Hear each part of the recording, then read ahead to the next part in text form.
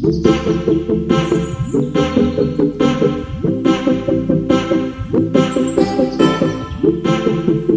ಕೆಲವೊಬ್ಬರನ್ನ ನೋಡಿರ್ತೀರಾ, ಅವ್ರು ಯಾವಾಗಲೂ ಲಟ್ಕೆ ತೆಗಿತಾನೇ ಇರ್ತಾರೆ. ಅವರಿಗೆ ಅದೊಂದು ಅಭ್ಯಾಸನೇ ಆಗಿರುತ್ತೆ. ಬಟ್ ಅದು ಜೀವಕ್ಕೆ ಎಷ್ಟು ಅಪಾಯ ಅಂತ ಅವರಿಗೆ ಗೊತ್ತಿರಲ್ಲ. ಜಾಯಿಂಟ್ಸ್ ಮಧ್ಯೆ ಸ್ವಲ್ಪ ಖಾಲಿ ಜಾಗ ಇರುತ್ತೆ, ಅಲ್ಲಿ ಸೈನೋವೈಲ್ ಫ್ಲೂಯಿಡ್ ಎಂಬ ಲಿಕ್ವಿಡ್ ಇರುತ್ತೆ. ಅದರಲ್ಲಿ ಕಾರ್ಬನ್ ಡೈಆಕ್ಸೈಡು ಸ್ಟೋರ್ ಆಗಿರುತ್ತೆ. ಲಟಿಕೆ ತೆಗೆದಾಗ ಆ ಗುಳ್ಳೆಗಳು ಒಡೆದು ಶಬ್ದ ಕೇಳಿಸುತ್ತೆ ನಮಗೆ. ನಂತರ ಕಾರ್ಬನ್ ಡೈಆಕ್ಸೈಡ್ ಗುಳ್ಳೆಗಳು ಕೂಡ ಒಡೆಯುತ್ತೆ. ಪದೇ ಪದೇ ಹಿಂಗೆ ಮಾಡೋದ್ರಿಂದ ಲಿಕ್ವಿಡ್ ಖಾಲಿ ಆಗುತ್ತೆ. ವಯಸ್ಸಾದ ಮೇಲೆ ಮೂಳೆಗಳಲ್ಲಿ ನೋವು ಜಾಸ್ತಿ ಆಗುತ್ತೆ. ಸೊ ಹಾಗಾಗಿ ನಿಮ್ಗೇನಾದರೂ ಈ ಅಭ್ಯಾಸ ಇದ್ದರೆ ಸ್ವಲ್ಪ ಕಡಿಮೆ ಮಾಡಿ ಅಥವಾ ಬಿಟ್ಟರೆ ತುಂಬ ಒಳ್ಳೆಯದು. ಮಧ್ಯಾಹ್ನ ಹೊಟ್ಟೆ ತುಂಬ ಊಟ ಮಾಡಿದ ಮೇಲೆ ನಿದ್ದೆ ಯಾರಿಗೆ ಬರಲ್ಲ ಹೇಳಿ?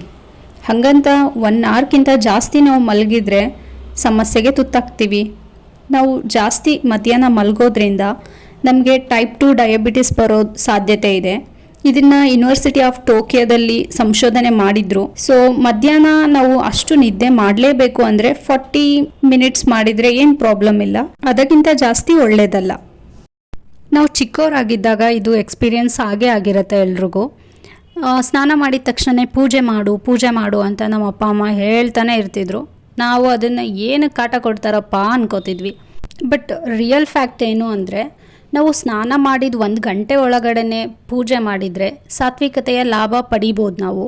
ಆಮೇಲೆ ಇದರಿಂದ ನಮ್ಮದು ಡೇ ಫುಲ್ ಕೂಡ ಚೆನ್ನಾಗಿರುತ್ತೆ. ಸ್ನಾನ ಮಾಡಿ 1 ಗಂಟೆ ಕಳೆದ ಮೇಲೆ ಪೂಜೆ ಮಾಡಿದರೆ ಸಾತ್ವಿಕತೆ ಅಷ್ಟು ಸಿಗಲ್ಲ. ಹೆಣ್ಮಕ್ಳು ಅಥವಾ ಗಂಡು ಮಕ್ಕಳಲ್ಲಿ ಯಾರು ತುಂಬ ಅಳ್ತಾರೆ ಗೊತ್ತಾ?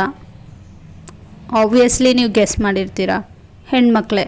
ಅದು ಏನು ಪವರೋ ಗೊತ್ತಿಲ್ಲ, ಹೆಣ್ಮಕ್ಳಿಗೆ ಸ್ವಲ್ಪ ಬಯೋದಕ್ಕಿಂತ ಮುಂಚೆನೇ ಕಣ್ಣಲ್ಲಿ ನೀರು ಬರುತ್ತೆ. ನಾನು ಚಿಕ್ಕ ಹುಡುಗಿ ಇದ್ದಾಗ ಇವಾಗಲೂ ನಮ್ಮ ಮನೇಲಿ ಏನಾದರೂ ಬಯಕ್ಕೆ ಸ್ಟಾರ್ಟ್ ಮಾಡಿದರೆ ಮೊದಲೇ ಕಣ್ಣಲ್ಲಿ ನೀರಿರುತ್ತೆ. ನಮ್ಮಪ್ಪ ಇವಾಗಲೂ ಹೇಳ್ತಾರೆ, ಕಣ್ಣಲ್ಲೇನು ತುಂಗಭದ್ರಾ ಅಥವಾ ಕಾವೇರಿ ನದಿನ ಇಟ್ಕೊಂಡಿದೀಯಾ ಅಂತ. ಅದೇನೋ ಗೊತ್ತಿಲ್ಲ, ಹೆಣ್ಮಕ್ಳಿಗೆ ಕಣ್ಣೀರು ಬೇಗ ಬರುತ್ತೆ. ಜರ್ಮನಿಯ ನೇತ್ರ ವಿಜ್ಞಾನ ಸಂಸ್ಥೆಯ ವರದಿ ಪ್ರಕಾರ ಹೆಣ್ಮಕ್ಳು ವರ್ಷಕ್ಕೆ 30ರಿಂದ 64 ಸರಿ ಅಳ್ತಾರೆ. ಗಂಡ್ಮಕ್ಳು ಸ್ಟ್ರಾಂಗ್ ಬಿಡಿ, ಅವ್ರು ಜಸ್ಟ್ 6ರಿಂದ 17 ಸರಿ ಅಷ್ಟೇ ಅಳೋದು. ಹೆಣ್ಮಕ್ಳು 1 ಸರಿ ಅಳಕ್ಕೆ ಸ್ಟಾರ್ಟ್ ಮಾಡಿದರೆ ಕನಿಷ್ಠ 6 ನಿಮಿಷ ಅಳ್ತಾರಂತೆ. ಇದು ನಂದು ಒಪಿನಿಯನ್ ಅಲ್ಲಪ್ಪ, ಆ ವರದಿನೇ ಹೇಳಿರೋದು. ಜೀಬ್ರಗಳ ಮೇಲೆ ಕಪ್ಪು ಬಿಳಿ ಪಟ್ಟಿ ಇರುತ್ತೆ. ಇದ್ರ ಬಗ್ಗೆ ವಿಜ್ಞಾನಿಗಳು ಅಧ್ಯಯನ ನಡೆಸಿದ ಮೇಲೆ ಅವ್ರಿಗೆ ಗೊತ್ತಾಗಿರೋದು, ನೊಣಗಳಿಂದ ರಕ್ಷಣೆ ಪಡೆಯಲು ಜೀಬ್ರಗಳ ದೇಹದ ಮೇಲೆ ಈ ಪಟ್ಟಿ ಇರುತ್ತಾ ಅಂತ. ನೊಣಗಳು ಸಾಮಾನ್ಯವಾಗಿ ಎಲ್ಲ ಪ್ರಾಣಿಗಳ ಮೈಮೇಲೆ ಕುಳಿತುಕೊಳ್ತವೆ. ಆದರೆ ಕಡಿಮೆ ದೃಷ್ಟಿಯಿಂದಾಗಿ ಅವುಗಳಿಗೆ ಜೀಬ್ರ ಮೈಮೇಲೆ ಕುಳಿತುಕೊಳ್ಳಲಾಗಲ್ಲ. ಹಳೆ ಕಾಲದ ಜನ ಯಾವುದೇ ರೋಗ ಇಲ್ಲದೆ ಎಷ್ಟು ಖುಷಿಯಾಗಿರ್ತಾಯಿದ್ರು. ಅದು ಅವ್ರು ಎಷ್ಟು ಕೆಲಸ ಮಾಡ್ತಿದ್ರು. ನಾವೇನು ಕೆಲಸನೂ ಮಾಡಲ್ಲ, ಆದರೂ ಕೂಡ ಸುಸ್ತಾಗ್ತೀವಿ. ಹಸಿ ಬಾಳೆ ಎಲೆಯಲ್ಲಿ ಒಂದು ಪಾಲಿಫಿನಾಲ್ ಅಂಶ ಇದೆ. ಅದು ಆಹಾರದೊಂದಿಗೆ ಬೆರೆತು ನಮ್ಮ ಹೊಟ್ಟೆ ಸೇರಿದ ತಕ್ಷಣ ಜೀರ್ಣಕ್ರಿಯೆ ಉತ್ತಮ ಆಗುತ್ತೆ. ಕ್ಯಾನ್ಸರ್ ರೋಗಕ್ಕೆ ಕಾರಣ ಆಗೋ ಫ್ರೀ ರ್ಯಾಡಿಕಲ್ ಎಂಬ ಜೈವಿಕ ರಾಸಾಯನಿಕವನ್ನು ಬಾಳೆ ಎಲೆ ದೇಹಕ್ಕೆ ಸೇರಲು ಬಿಡಲ್ಲ. ನಮ್ಮದು ಸಣ್ಣ ವಯಸ್ಸಲ್ಲಿ ಏನಾದರೂ ಬಿಳಿ ಕೂದಲು ಸಮಸ್ಯೆ ಇದ್ದರೆ ಬಾಳೆ ಎಲೆಯಲ್ಲಿ ಊಟ ಮಾಡೋದ್ರಿಂದ ಉತ್ತಮ ಫಲಿತಾಂಶ ಲಭ್ಯ ಆಗುತ್ತೆ. ಬಾಳೆ ಎಲೆಯಲ್ಲಿ ಊಟ ಮಾಡೋದ್ರಿಂದ ದೇಹಕ್ಕೆ ತಂಪು ನೀಡುತ್ತೆ. ಓಲ್ಡ್ ಫ್ಯಾಷನ್ ಅಂತ ಅನ್ಬೋದು ನಾವು, ಬಟ್ ಓಲ್ಡ್ ಈಸ್ ಗೋಲ್ಡ್. ನನ್ನ ವೇಟ್ ಜಾಸ್ತಿ ಆಗಬಾರ್ದಪ್ಪ, ನಾನು ಇವಾಗ ಹೆಂಗಿದ್ದೀನೋ ಹಾಗೆ ಇರಬೇಕು, ಇಲ್ಲ ಸ್ವಲ್ಪ ವೇಟ್ ಕಡಿಮೆ ಆಗಬೇಕು, ಇಲ್ಲ ನಾನು ಮೇಂಟೈನ್ ಮಾಡಬೇಕಪ್ಪ, ಈ ಥರ ಅನ್ನೋರು ಮೊದಲು ಊಟನ ಗಬ ತಿನ್ನೋದು ಬಿಡಿ. ಊಟನ ಯಾವಾಗಲೂ ನಿಧಾನವಾಗಿ ಅಗ್ದಿ ತಿಂದರೆ ನಮ್ಮದು ಜೀರ್ಣಕ್ರಿಯೆ ಚೆನ್ನಾಗಿರುತ್ತೆ. ಜೀರ್ಣಕ್ರಿಯೆ ಚೆನ್ನಾಗಿದ್ದರೆ ನಮ್ಮದು ವೇಟ್ ಆಟೋಮೆಟಿಕ್ಲಿ ರಿಡ್ಯೂಸ್ ಆಗುತ್ತೆ. ಇವಾಗಲೂ ಕನ್ಫ್ಯೂಷನ್ ಇದೆ, ನೀರನ್ನು ಊಟದಕ್ಕಿಂತ ಮುಂಚೆ ಕುಡಿಬೇಕಾ, ಊಟ ಆದಮೇಲೆ ಕುಡಿಬೇಕಾ, ಅಥವಾ ಊಟ ಮಾಡುವಾಗ ನಡುವೆ ಕುಡಿಬೇಕಾ ಅಂತ. ಊಟದಕ್ಕಿಂತ ಮುಂಚೆನೂ ಕುಡಿಬಾರ್ದು, ಊಟ ಆಗಿದ ತಕ್ಷಣವೂ ಕುಡಿಬಾರ್ದು. ನಡುವೆ ಕುಡಿದ್ರೆ ಏನು ಪ್ರಾಬ್ಲಮ್ ಇಲ್ಲ. ನೀರನ್ನು ನಡುವೆ ಕುಡಿಯೋದ್ರಿಂದ ಘನ ಪದಾರ್ಥ ಏನಾದ್ರು ಇದ್ದರೆ ಜೀರ್ಣ ಆಗೋಕ್ಕೆ ಸಹಾಯ ಮಾಡುತ್ತೆ. ಊಟದಕ್ಕಿಂತ 1/2 ಅವರ್ ಮುಂಚೆ ನೀರು ಕುಡಿಬೋದು, ಊಟ ಆಗಿದ ಮೇಲೆ 1/2 ಅವರ್ ಆದಮೇಲೆ ನೀರು ಕುಡಿಬೋದು. ನಾವು ನಮ್ಮ ಲೈಫಲ್ಲಿ ಇಷ್ಟೆಲ್ಲ ರೂಲ್ಸ್ ಫಾಲೋ ಮಾಡೋಕ್ಕಾಗಲ್ಲ, ಅಟ್ಲೀಸ್ಟ್ ಸ್ವಲ್ಪ ಆದರೂ ಫಾಲೋ ಮಾಡೋಕ್ಕೆ ಟ್ರೈ ಮಾಡೋಣ. ನೆಲದಲ್ಲಿ ಕೂತು ಊಟ ಮಾಡಬೇಕು ಅಂತ ತುಂಬ ಜನ ಹೇಳ್ತಾರೆ. ಆ ಥರ ತಿನ್ನೋದ್ರಿಂದ ಜೀರ್ಣಕ್ರಿಯೆ ತುಂಬ ಸಲೀಸಾಗತ್ತೆ. ಟೇಬಲ್ ಮೇಲೆ ಕೂರೋದಕ್ಕಿಂತ ನೆಲದ ಮೇಲೆ ಕೂತು ನಿಧಾನವಾಗಿ ಊಟ ಮಾಡಿದರೆ ನಮ್ಮ ಆರೋಗ್ಯಕ್ಕೂ ಉತ್ತಮ. ನೆಲದ ಮೇಲೆ ಕುಳಿತು ಊಟ ಮಾಡೋದ್ರಿಂದ ನೆಮ್ಮದಿ ಕೂಡ ಸಿಗತ್ತೆ. ಇದರಿಂದ ಉಸಿರಾಟ ಮತ್ತು ಜೀರ್ಣಕ್ರಿಯೆ ಸರಾಗವಾಗಿ ಆಗುತ್ತೆ. ನೆಲದ ಮೇಲೆ ಕೂತು ತಿಂದರೆ ಸೊಂಟದ ಭಾಗಕ್ಕೆ ವ್ಯಾಯಾಮ ಕೂಡ ಸಿಗತ್ತೆ. ಅದರಲ್ಲೂ ಹೃದಯಕ್ಕೆ ರಕ್ತ ಸಂಚಾರ ಸರಾಗವಾಗಿ ಆಗತ್ತೆ. ನಾವೆಲ್ಲ ದೇವಸ್ಥಾನಕ್ಕೆ ಹೋದಾಗ ದೇವಾಲಯದ ಮೆಟ್ಟಿಲನ್ನ ನಾವು ನಮಸ್ಕಾರ ಮಾಡಿಬಿಟ್ಟು ಬಲಗೈಯಿಂದ ಸ್ಪರ್ಶ ಮಾಡಿ ಅದೇ ಕೈನ ತಲೆ ಮೇಲೆ ಇಟ್ಕೋತೀವಿ. ಏನಕ್ಕಂದರೆ ದೇವಾಲಯದ ವಾತಾವರಣದಲ್ಲಿ ದೇವತೆಗಳ ಶಕ್ತಿ ಚೈತನ್ಯಗಳು ಸಂಚಾರ ಆಗಿರುತ್ತೆ ಅನ್ನೋದೊಂದು ನಂಬಿಕೆ. ಅದರಿಂದ ನಾವು ಆ ಥರ ಮಾಡೋದ್ರಿಂದ ನಮಗೂ ಕೂಡ ದೇವಸ್ಥಾನದ ಸಾತ್ವಿಕತೆ ಸಿಗುತ್ತೆ ಅಂತ. ನಾವೇನಾದರೂ ಹೊಸ ಬಟ್ಟೆ ತೊಗೊಂಡು ಬಂದರೆ ನಮ್ಮ ಅಜ್ಜಿ ಅಥವಾ ಅಮ್ಮ ಒಂದು ಸಾರಿ ನೀರಲ್ಲಿ ಹಾಕು ಆಮೇಲೆ ಯೂಸ್ ಮಾಡು ಅಂತ ಹೇಳ್ತಾರೆ. ಏನಕ್ಕಂದರೆ ಬಟ್ಟೆ ರೆಡಿ ಮಾಡುವಾಗ ಕೆಲವೊಂದು ಕೆಮಿಕಲ್ಸ್ ಉಳಿದಿರ್ಬೋದು, ಅಥವಾ ಹೊಸ ಬಟ್ಟೆ ತುರ್ಕೆ ಅಥವಾ ಉರಿತ ಉಂಟು ಮಾಡ್ಬೋದು. ರೋಗಾಣುಗಳನ್ನ ನಾವೇ ಇನ್ವೈಟ್ ಮಾಡ್ದಂಗೆ ಆಗತ್ತೆ. ಆಮೇಲೆ ಒಗೆಯದ ಬಟ್ಟೆನೇನಾದರೂ ಧರಿಸೋದ್ರಿಂದ ಚರ್ಮದ ಸೋಂಕು ಕಾಣಿಸ್ಕೋಬೋದು. ಮುಖ್ಯವಾಗಿ ನಾವು ಆ ಬಟ್ಟೆ ಖರೀದಿ ಮಾಡೋದಕ್ಕಿಂತ ಮುಂಚೆ ತುಂಬ ಜನ ಟ್ರಯಲ್ ಮಾಡಿರ್ಬೋದು. ಯಾರಾದರೂ ನಮ್ಮನ್ನು ಕರೆದಾಗ ನಾವು ಹೆಚ್ಚಾಗಿ ಆಟೋಮೆಟಿಕ್ಲಿ ಹೇಳೋದು ಹೋ ಓ ಅಂತ. ಇದು ಇವಾಗ ಓ ಅಂತ ಹೇಳ್ತೀವಿ, ಬಟ್ ಇದು ಹಳೆ ಕಾಲದಲ್ಲಿ ಓಂ ಆಗಿತ್ತು. ಓಂ ಅನ್ನೋದು ಭಗವಂತನ ನಾಮ. ಕರೆದಾಗ ಭಗವಂತನ ನಾಮಸ್ಮರಣೆಯೊಂದಿಗೆ ಉತ್ತರ ಕೊಡ್ತಾ ಇದ್ರು. ಇದೇ ನೋಡಿ ನಮ್ಮ ಭಾರತೀಯ ವಿಶಿಷ್ಟ ಸಂಪ್ರದಾಯ. ವಜ್ರದ ಬಗ್ಗೆ ನಾವಂತೂ ವಜ್ರ ಕೊಂಡ್ಕೊಳ್ಳಲ್ಲ, ಅದು ಗೊತ್ತಿರೋ ವಿಷಯನೇ. ಬಟ್ ಕೊಂಡ್ಕೊಂಡಿಲ್ಲ ಅಂದ್ರೇನು, ಅದ್ರ ಬಗ್ಗೆ ತಿಳ್ಕೊಳ್ಳೋದ್ರಲ್ಲಿ ಏನಿದೆ? ವಜ್ರ ವ್ಯಕ್ತಿಗೆ ಅದೃಷ್ಟ ತಂದುಕೊಡುತ್ತೆ, ಇಲ್ಲ ದೇವತೆಗಳ ಕೋಪಕ್ಕೆ ಗುರಿಯಾಗಿಸುತ್ತೆ. ವಜ್ರ ಧರಿಸಿದ ವ್ಯಕ್ತಿ ಯಾವಾಗಲೂ ಪಾಸಿಟಿವ್ ಆಗಿರ್ತಾನೆ.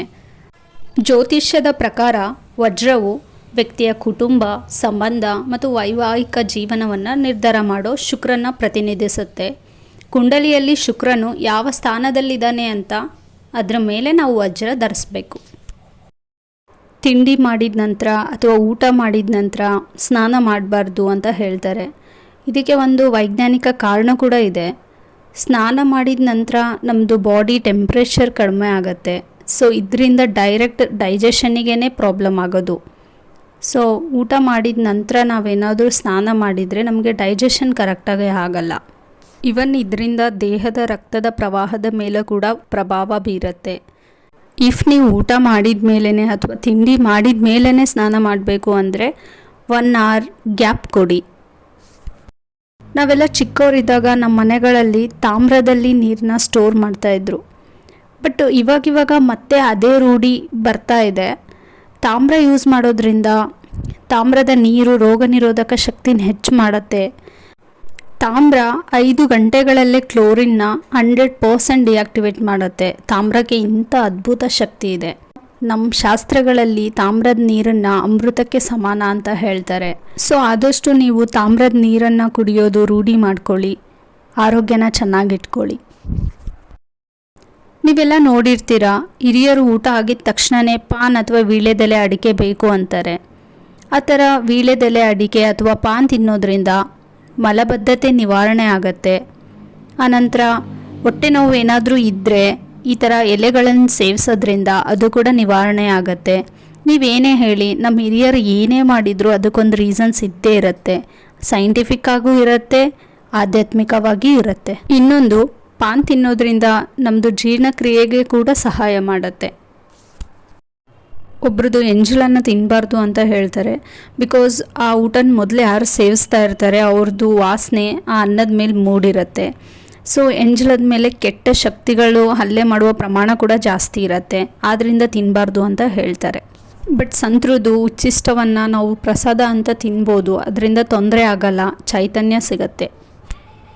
ಬೆಳಗ್ಗೆ ಎದ್ದ ತಕ್ಷಣವೇ ಉಗುರು ಬೆಚ್ಚಗಿನ ನೀರು ಕುಡಿಬೇಕು, ಅದು ಖಾಲಿ ಹೊಟ್ಟೆಲಿ. ಆ ಥರ ಕುಡಿಯೋದ್ರಿಂದ ನಮಗೇನಾದರೂ ಮೈಗ್ರೇನ್ ಅಥವಾ ತಲೆನೋವು ಏನಾದರೂ ಸಮಸ್ಯೆ ಇದ್ದರೆ ಅದು ಕಡಿಮೆ ಆಗುತ್ತೆ. ಆಮೇಲೆ ನಮ್ಮದು ರೋಗ ನಿರೋಧಕ ಶಕ್ತಿ ಹೆಚ್ಚಾಗತ್ತೆ. ನಮ್ಮದು ಕಿಡ್ನಿಲಿ ಸ್ಟೋನ್ ಆಗದೆ ಇರೋ ಥರ ತಡೆಯುತ್ತೆ. ಆಮೇಲೆ ದೇಹದ ಶಕ್ತಿ ಹೆಚ್ಚಾಗತ್ತೆ. ಸೊ ಆದಷ್ಟು ಈ ಟಿಪ್ಸ್ನ ಫಾಲೋ ಮಾಡಿ. ನಮಗೆಲ್ಲ ಗೊತ್ತಿರೋ ಹಾಗೆ ಪ್ಲಾಸ್ಟಿಕ್ಕಲ್ಲಿ ನೀರು ಅಥವಾ ಆಹಾರ ಸ್ಟೋರ್ ಮಾಡಬಾರ್ದು ಅಂತ ಗೊತ್ತು, ಆದರೂ ಕೂಡ ನಾವು ಅದನ್ನೇ ಮಾಡ್ತೀವಿ. ನಾವು ಮನುಷ್ಯರು ಹೆಂಗೆ ಅಂದರೆ ಯಾವ್ದು ಮಾಡಬಾರ್ದಾಗಿರತ್ತೆ ಅದನ್ನೇ ಕಂಟಿನ್ಯೂಸ್ಲಿ ಮಾಡ್ತೀವಿ. ನಾವು ಪ್ಲಾಸ್ಟಿಕ್ ಯೂಸ್ ಮಾಡೋದ್ರಿಂದ ಥೈರಾಯ್ಡ್, ಚರ್ಮ ರೋಗ, ಕೂದಲು ಉದರುವಿಕೆ, ಡಯಾಬಿಟೀಸ್, PCOD ಸಮಸ್ಯೆ, ಋತುಚಕ್ರದ ಸಮಸ್ಯೆ ಇದೆಲ್ಲ ಬರೋ ಚಾನ್ಸಸ್ ತುಂಬ.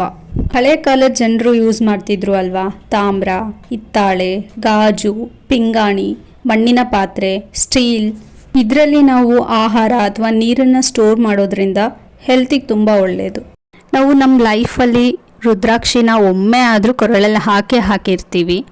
ರುದ್ರಾಕ್ಷಿ ಹಾಕೋದ್ರಿಂದ ಪಾಸಿಟಿವ್ ಎನರ್ಜಿ ಸಿಗುತ್ತೆ ಅನ್ನೋದು ಒಂದು ಕಡೆ ಆದರೆ, ವೈದ್ಯಕೀಯ ಕ್ಷೇತ್ರದಲ್ಲೇ ಎಷ್ಟೋ ಕಾಯಿಲೆಗಳನ್ನು ವಾಸಿ ಮಾಡೋ ಮ್ಯಾಗ್ನೆಟಿಕ್ ಥೆರಪಿಗಿಂತಲೂ ಇದು ತುಂಬ ಉತ್ತಮವಾಗಿದೆ ಅಂತ ಡಾಕ್ಟರ್ ಸಜೆಸ್ಟ್ ಮಾಡಿದ್ದಾರೆ. ಆಯುರ್ವೇದಕ್ಕೆ ಎಷ್ಟು ಹಳೆಯ ಇತಿಹಾಸ ಇದೆ, ರುದ್ರಾಕ್ಷಿಗೂ ಕೂಡ ಅಷ್ಟೇ ಇತಿಹಾಸ ಇದೆ. ಬಿಸಿ ಹಾಲಿಗೆ ಬೆಲ್ಲ ಸೇರಿಸಿ ಕುಡಿದ್ರೆ ಕೂದಲು ಉದುರೋದು ಕಡಿಮೆ ಆಗುತ್ತೆ. ತಲೆಯಲ್ಲಿ ಒಟ್ಟಿದ್ರೆ ಅದು ಕೂಡ ಕಡಿಮೆ ಆಗುತ್ತೆ. ಕೂದಲು ತುಂಬ ಹೊಳಪಾಗಿ ಕಾಣಿಸೋಕ್ಕೆ ಸ್ಟಾರ್ಟ್ ಆಗುತ್ತೆ. ರಕ್ತಹೀನತೆ ಸಮಸ್ಯೆ ಯಾರ್ಯಾರಿಗಿರುತ್ತೆ ಅವರು ಬಿಸಿಯ ಹಾಲಿನ ಜೊತೆ ಬೆಲ್ಲ ಹಾಕ್ಕೊಂಡು ಕುಡಿಯೋದ್ರಿಂದ ತುಂಬ ಒಳ್ಳೆಯದು. ತೆಂಗಿನ ನೀರು ಎಷ್ಟೆಷ್ಟು ಉಪಯೋಗ ಇದೆ ಅಂತ ಎಲ್ರಿಗೂ ಗೊತ್ತು. ಅದೇ ರೀತಿ ತೆಂಗಿನ ಹಾಲು ಕೂಡ ತುಂಬ ಒಳ್ಳೆಯದು.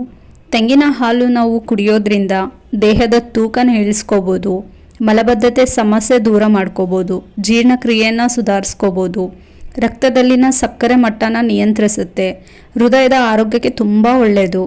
ಬಾಯಿಲಿ ಏನಾದರೂ ಹುಣ್ಣು ಆಗಿದ್ರೆ ಅದು ಕೂಡ ನಿವಾರಣೆ ಆಗುತ್ತೆ. ದೇಹದಲ್ಲಿ ಕೊಲೆಸ್ಟ್ರಾಲ್ ಅಂಶವನ್ನು ಕೂಡ ಕಡಿಮೆ ಮಾಡುತ್ತೆ. ಇವಾಗ ಕಿಡ್ನಿಲಿ ಸ್ಟೋನ್ ಆಗೋದನ್ನ ತುಂಬ ಕಡೆ ಕೇಳಿರ್ತೀರಾ. ಕಿಡ್ನಿಲಿ ಸ್ಟೋನ್ ಆಗಬಾರ್ದು ಅಂತಂದರೆ ನಾವು ಕೆಲವೊಂದು ನಿಯಮನ ಪಾಲಿಸಬೇಕು. ಫಸ್ಟ್ ನಾವು ನೀರನ್ನು ತುಂಬ ಚೆನ್ನಾಗಿ ಕುಡಿಬೇಕು. ಆಮೇಲೆ ಉಪ್ಪನ್ನು ಜಾಸ್ತಿ ತಿನ್ನಬಾರ್ದು. ಉಪ್ಪು ಜಾಸ್ತಿ ತಿನ್ನೋದ್ರಿಂದ ನಮ್ಮ ಬಾಡಿಲಿರೋ ವಾಟರ್ ಕಂಟೆಂಟ್ನ ಕಡಿಮೆ ಮಾಡುತ್ತೆ. ಆಮೇಲೆ ನಮ್ಮ ಬಾಡಿಗೆ ಕ್ಯಾಲ್ಶಿಯಮ್ ತುಂಬ ಇಂಪಾರ್ಟೆಂಟು. ಕ್ಯಾಲ್ಶಿಯಮ್ ನಾವು ನಮ್ಮ ಬಾಡಿಗೆ ಕೊಡಬೇಕು ಅಂದರೆ ಸೊಪ್ಪು ತರಕಾರಿನ ತಿನ್ನಬೇಕು. ಆಲೂಗಡ್ಡೆ, ದ್ರಾಕ್ಷಿ, ಬೆರ್ರಿ ಹಣ್ಣು ಇದೆಲ್ಲನೂ ಕಿಡ್ನಿಲಿ ಸ್ಟೋನ್ ಆಗೋಕ್ಕೆ ಕಾರಣ ಆಗ್ಬೋದು. ಆದಷ್ಟು ಕಡಿಮೆ ತಿನ್ನಿ.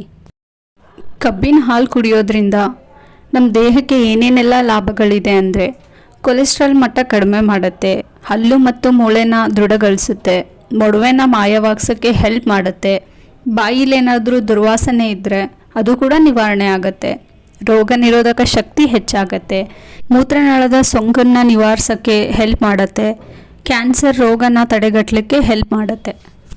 ನನ್ನ ವೇಟ್ ಜಾಸ್ತಿ ಆಗಬಾರ್ದಪ್ಪ, ನಾನು ಇವಾಗ ಹೆಂಗಿದ್ದೀನೋ ಹಾಗೆ ಇರಬೇಕು, ಇಲ್ಲ ಸ್ವಲ್ಪ ವೇಟ್ ಕಡಿಮೆ ಆಗಬೇಕು, ಇಲ್ಲ ನಾನು ಮೇಂಟೈನ್ ಮಾಡಬೇಕಪ್ಪ, ಈ ಥರ ಅನ್ನೋರು ಮೊದಲು ಊಟನ ಗಬ ತಿನ್ನೋದು ಬಿಡಿ. ಊಟನ ಯಾವಾಗಲೂ ನಿಧಾನವಾಗಿ ಅಗ್ದಿ ತಿಂದರೆ ನಮ್ಮದು ಜೀರ್ಣಕ್ರಿಯೆ ಚೆನ್ನಾಗಿರುತ್ತೆ. ಜೀರ್ಣಕ್ರಿಯೆ ಚೆನ್ನಾಗಿದ್ದರೆ ನಮ್ಮದು ವೇಟ್ ಆಟೋಮೆಟಿಕ್ಲಿ ರಿಡ್ಯೂಸ್ ಆಗುತ್ತೆ.